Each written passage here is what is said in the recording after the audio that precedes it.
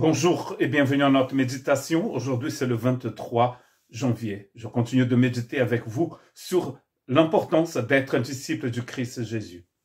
Et aujourd'hui, je voudrais lire dans 1 Pierre 2, 24, où nous allons retrouver le mot justice de Dieu. Lui qui a porté lui-même nos péchés en son corps sur le bois, afin que, morts au péché, nous vivions pour la justice, lui par les meurtrissures duquel vous avez été guéris. Ce texte nous explique bien comment nous sommes rentrés, comment nous pouvons rentrer dans cette justice de Dieu, cette façon correcte, cette façon droite d'exister, de vivre, de penser.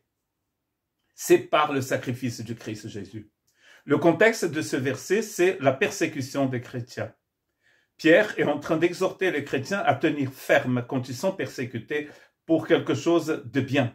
Par exemple, dans le verset 23, il dit ceci, « Lui qui injuriait ne rendait point d'injure, maltraité ne faisait point de menace, mais s'en remettait à celui qui juge justement.